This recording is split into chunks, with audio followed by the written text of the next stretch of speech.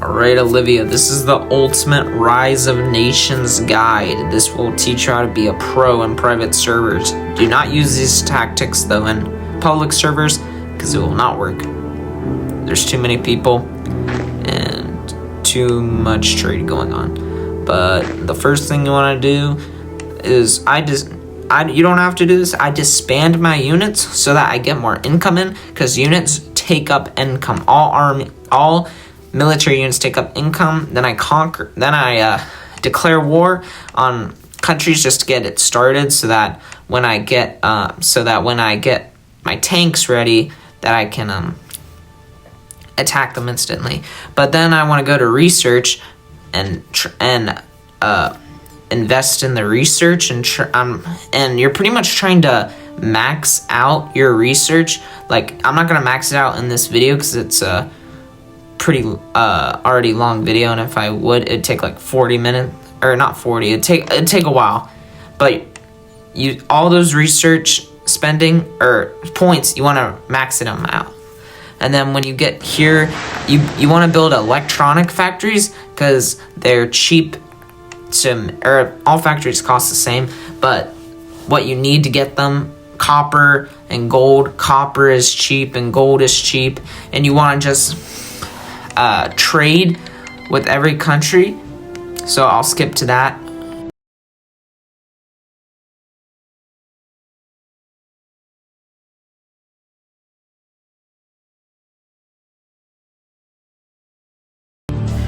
Alright, then you want to go here, Olivia, go to electronics, and pretty much you want to try to sell as much electronics as you can. So as you can see, I'm tapping Japan, United States, Mexico, India, just trying to sell as much as I can.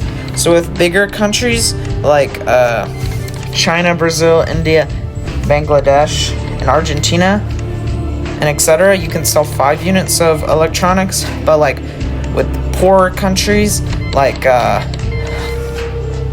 Toga or Yemen, you can only sell like 1 unit of electronics. But pretty much at the start of the game, you're just trying to take up all the trade and try to sell as much as you can, because it'll improve your income. So I'll go skip to my income after trading most of my electronics.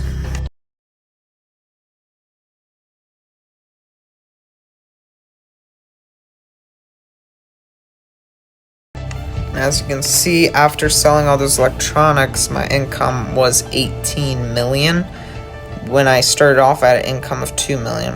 So now I'm going to change my ideology to nationalism, but the other ideologies are good but in different ways. Well, I will say democracy is the worst ideology, because you lose stability for declaring war. Communism is second. And then I think fascism is the best ideology.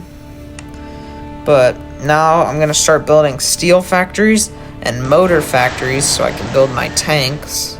And now that I have a high income, tanks are very affordable. So I just go to iron, and I think I already have 1 iron, so I'll only have to buy 7 units of iron. And I think I'll just need iron. I'll need 1 unit of I'll only need like 1 unit of titanium. So I'll go down and buy a unit of titanium. And yeah, pretty much I'm just getting my factories ready, and then I'll go down to get some tungsten, and you'll only need 4.1 units of tungsten. Actually, you don't even need a whole unit of titanium. I usually only go for 0.6 units. And I'll just let those factories start up, and then I'll just pretty much it's sort of a waiting-ish game, like maybe for like 20 seconds.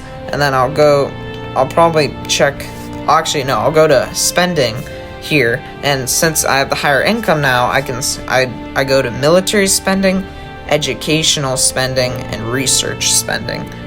And though the longer the game goes on, you do not want to have if you start to see a defect, first get rid of education spending, and later on you can get rid of research spending if it's costing 10 million. But if you have a defect, don't get rid of just research spending. If you have enough money, keep it, because it'll help you get more research points, which you can invest in then tank specializations. Like, you can have your tanks faster, stronger.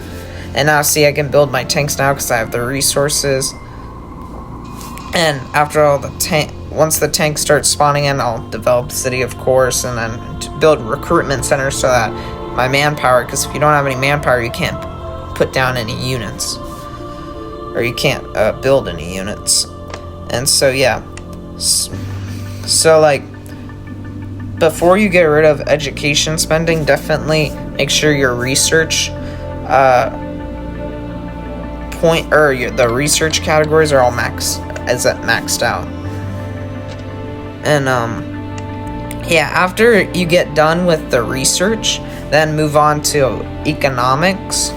So like, do factory output 2, and then have tax on tax 5, and then after that go to tank and first try to fill out tank mobility. So try to make your tanks fast, then go for firepower, then go for defense, and then spend your research on whatever you want after that.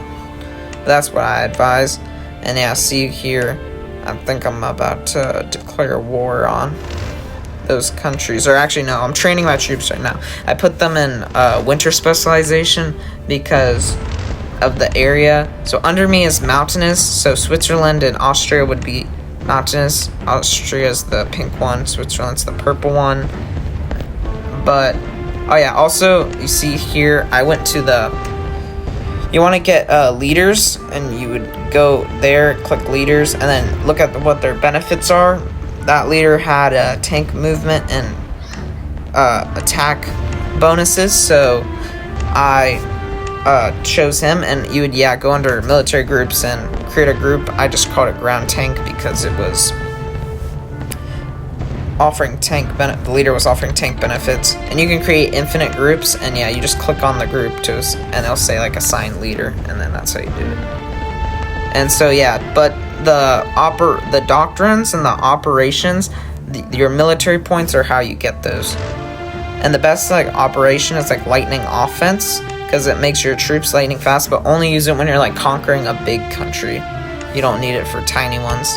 And then the doctrines the doctrines can have negative effects, so I only do static lines, because infantry can be used in the later game as like to protect your cities, and they make the infantry stronger. But you see now, I'm capturing all those countries I declared war on, and as you can see, I just click auto capture all. Don't always do that. These are tiny countries. Like, if I declared war on France and England, I might just do France first, then England. But you don't want to always do auto capture. You can you want to be sort of strategic when you're fighting real players. So you want to create you want to move your troops to certain locations, and you want to create capture points. I won't go over it in this video. You can look, if you move the diplomatic actions, it'll say capture zone, and you can create a capture zone. Like, see Soviet Union, I can create a little capture zone like near the Polish area. But you see here, I'm having the captured treasury on max and the other state resources on max, so I get all the treasury and stuff and all their resources. And so yeah, that's pretty much how you can become a pro at private servers. I mean, if you're in a big private server, you might not want to do this because someone might steal all the trade. But yeah, this is pretty much how you become a pro at the game.